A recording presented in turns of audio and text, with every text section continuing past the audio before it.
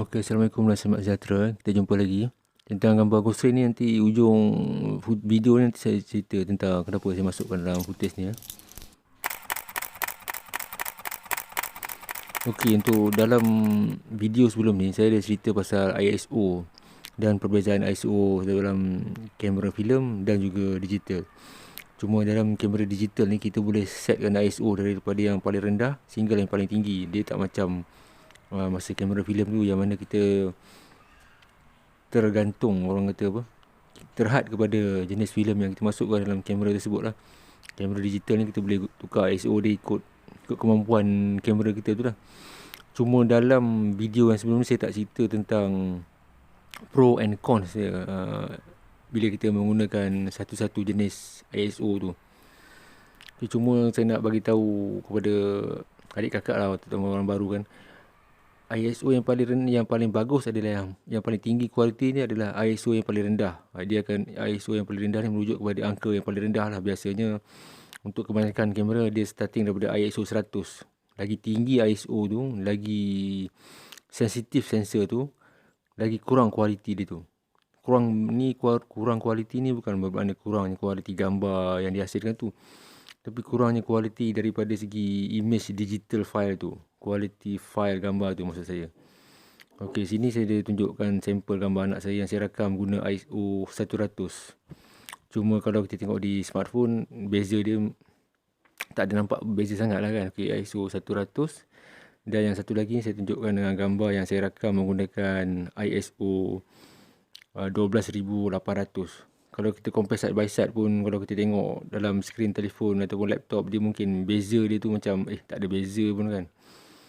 Okay, tapi dia beza dia kalau kita enlarge gambar tu untuk saiz besar. Contohlah untuk buat exhibition, print saiz A3 ataupun sebesar kata billboard, baru kita nampak dia punya beza dia tu. Beza dia daripada segi detail. Macam ni kalau kita tengok ISO 100 ni, line-line garisan halus dekat mata tu dengan bulu mata tu kita nampak jelas, dia tajam. Tapi itulah bergantung kepada kita tengok dekat mana. Kalau monitor smartphone dia lain, kalau monitor 27 inci komputer mungkin dia lain. Dia punya beza dia dekat garisan halus kat kawasan mata tu, ataupun detail pada kawasan yang mata tu, dia jelas lah berbanding dengan ISO 12800 ni. Dia macam kabu ataupun soft sikit image tu. Tengok dekat kawasan garis-garis halus mata tu dengan bulu mata dia macam bukan tak jelas. Sharp memang sharp, cuma dia tidak tajam macam yang kita guna ISO 100 tu. So jadi bagi untuk kegunaan, terutamanya kegunaan kritikal lah kan, untuk profesional yang kerja di advertising, yang perlukan print gambar tu sebesar billboard ataupun majalah kan, dia memerlukan kualiti yang tinggi. Biasanya dia akan gunakan ISO yang rendah. Okey, untuk satu lagi contoh ni, gambar yang saya letak kamera dengan atas buku ni. Dua gambar, kalau kita tengok side by side, ISO 100 dengan 12800 macam sama saja, tak ada beza.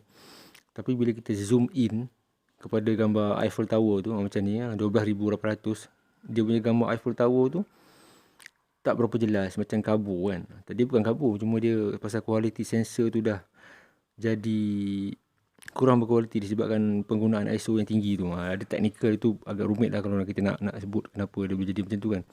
Cuma yang perlu kita tahu, lagi tinggi nilai ISO tu, kualiti gambar yang dirakam tu dari segi image quality dia akan jadi downgrade sikit. Macam ni, kalau kita guna gambar yang setting yang sama tadi, tapi kita guna ISO 100, gambar yang kecil tu, Eiffel Tower dekat buku tadi tu kan kecil, bila kita besarkan dia masih lagi sharp. Jadi kalau orang yang biasa ambil gambar landscape yang perlukan untuk, biasanya gambar tu untuk diprintkan saiz yang besar billboard ke, yang besar A3 untuk pameran, biasanya mereka akan gunakan ISO yang rendah lah, untuk supaya image tu jelas. Sama juga macam ni yang Lita daripada body kamera ni. Kalau kita guna ISO 100, tengok tulisan yang halus tu, kalau kita enlarge, kita masih lagi boleh baca benda tu. Nampak lagi detail dia punya tulisan dekat orang kata apa tu, chip tu. Kalau kita guna ISO tinggi 12800, tulisan tu dah macam blur. Dia sebenarnya bukan camera shake, tapi pasal kualiti sensor tu dah drop bila kita pakai ISO tinggi, nampak dia tak berapa nak jelas. Jadi kalau kita nak ambil gambar yang detail, memang kita kena gunakan ISO yang rendah, kecil lah. Tapi ada masa-masanya kita terpaksa guna ISO tinggi. Mungkin terpaksa ataupun untuk creative shot lah, macam gambar isteri saya dengan anak saya ni. Saya guna ISO 2500 sebab kalau pakai ISO rendah, isteri saya ni dengan anak saya ni dia bergerak-gerak kan. Jadi dia akan blur gambar tu. Jadi ISO tinggi tu membolehkan saya guna shutter speed yang laju untuk freeze motion tu. Sama juga macam gambar di Nepal ni. Gambar ni pun saya guna ISO lebih kurang 2000 juga. Cahaya lampu daripada lilin-lilin kecil tu dia tak kuat sebenarnya. So saya kena tengok upkan ISO dia. Ada masanya saya gunakan ISO rendah juga, macam gambar jambatan wawasan ni kan, Seri Wawasan di Putrajaya ni. Tapi pasal saya guna tripod, bila saya guna tripod, ISO rendah, saya boleh guna shutter yang lama tanpa shaking. Okay, macam gambar yang masa saya rakam di Kuala Grace ni, saya guna ISO 2500 pasal keadaan masa tu dia memang agak gelap, suram kan. Kalau saya guna ISO 100 atau 200, mungkin saya kena gunakan shutter yang cukup perlahan. Bila guna perlahan, jangankan kereta api jadi ghost train, dengan pelajar-pelajar pun jadi ghost student juga. Pasal pergerakan dia orang tu tak boleh nak dirakam oleh shutter speed yang perlahan. Jadi saya kena guna ISO tinggi 2500, shutter lebih kurang 160, 100 macam tu, barulah dapat momen macam ni. Dan keadaan di Kuala Grace waktu awal pagi yang berkabus tu memang cukup, nak kata gelap sangat tidak lah, tapi memang boleh katakan agak gelap lah, sampai saya terpaksa guna 2500 ni untuk rakam momen ni supaya image dia jadi still. Kalau saya guna shutter ISO 100 boleh, saya pakai tripod. Dan student ni akan jadi macam orang kata ghost student lah. Dia tak adalah dapat macam ni kan. Cuma benda golden, orang kata segi 3 exposure ni agak complicated lah kalau saya nak explain lah. Cuma sekarang ni yang kita kena tahu, lagi tinggi ISO tu, lagi rendah kualiti dia. Tapi ada masa-masa dia kita perlu guna ISO yang tinggi ni, tengok tempat dia lah kan.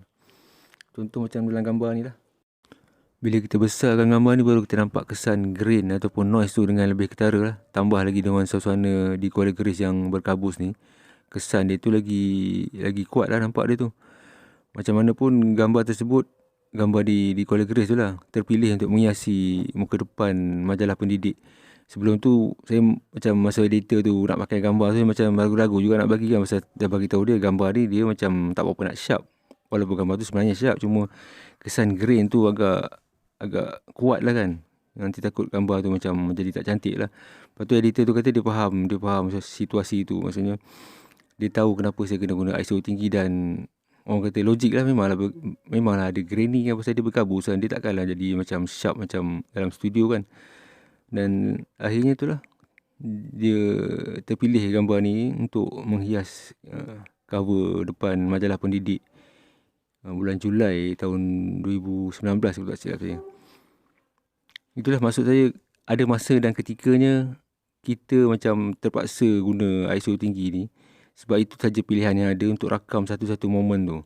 Pasal nak guna ISO rendah tak sesuai dengan keadaan sesuatu tempat tu. Dan itulah kelebihannya menggunakan kamera digital, ataupun kelebihannya kalau kita tahu gunakan ISO tu di tempat-tempat yang mana yang sepatutnya lah. Jadi kita boleh rakamkan gambar ikut keperluan dan kehendak kita. Okey, sekianlah. Terima kasih perkongsian ringkas saya kali ini.